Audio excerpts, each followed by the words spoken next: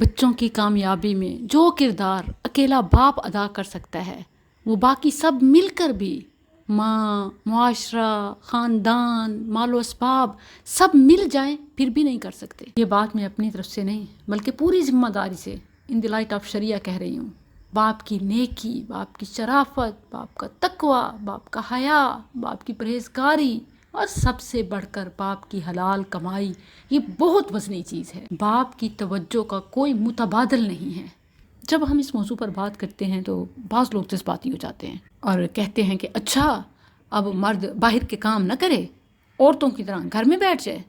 تو میں ان سے مخاطب ہوں، میرے بھائیوں، آپ اپنا ہی کام کر لو تو یہ بہت ہے، مگر کام کرو، وقت ضائع نہیں۔ اور بچوں کی تربیت کے لیے وقت نکالنا، یہ کام کرنا ہی تو ہے۔ اس کام کو چھوڑ کر اگر آپ پراپرٹی ڈیلنگ میں، بزنس میٹنگز میں یا بڑے بڑے پروجیکٹس میں مان لیا اپنے 10 20 100 جو کہ اکثر نہیں تیر بھی مار لیے، بہت کچھ بھی بنا لیا، اگر بچے ضائع ہو گئے تو کس کام کے؟ اچار بناؤ گے کہ مربع؟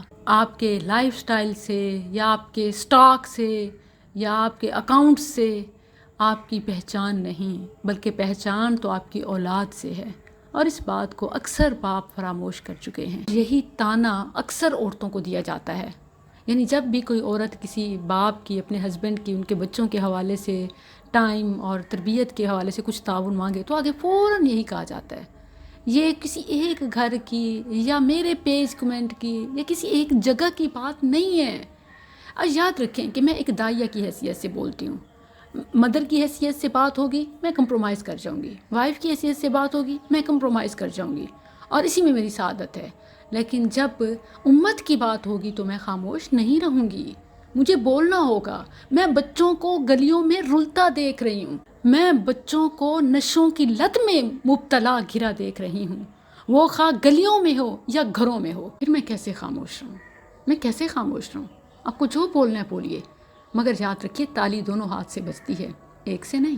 اکثر یہ باتیں جو دین سے زیادہ نسبت رکھنے والے ہوتے ہیں، دعویٰ کرنے والے، وہ کہہ رہے ہوتے ہیں، اور افسوس ہوتا ہے۔ اگر نہ آپ شوبز ورلڈ میں دیکھیں تو ایون ان کے پرسنل کلیشز کے باوجود بھی وہ بچوں کے معاملے میں ایک ہوتے ہیں، اور یہ ایک بہت ہی اچھی مثال ہے، اور شریعت میں اس کی اساس ہے، بنیاد ہے، کیونکہ شریعت تو صرف اولاد ہی نہیں، ہر انسان کے بارے میں یہی مزاج سکھاتی ہے، اسی کو اخلاق کہتے ہیں۔ یعنی کوئی ذاتی معاملات میں جتنا گناہ گار ہو، اس کے گناہ کی وجہ سے، اس کے جرم کی وجہ سے آپ پھر بھی اس کے ساتھ برا نہیں کر سکتے، لیکن ہم اپنی اولاد کے بارے میں بھی بے حس ہو چکے ہیں اور مطلب مفاد پرست ہو چکے ہیں۔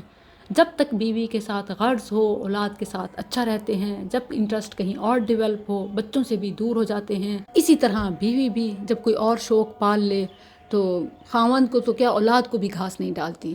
تو اسی لیے ہمیں کم از کم یہ بات طے کر لینی چاہیے، بچے تو سب کے سانجھے ہوتے ہیں اور انہیں کسی صورت ضائع نہیں کرنا، بلکہ ان کے لیے اپنے آپ کو بدلنا ہے، کم از کم ان کے لیے ایک دوسرے کو برداشت کرنا ہے۔ باقی جینے دیجیے جو جیسے جیتا ہے۔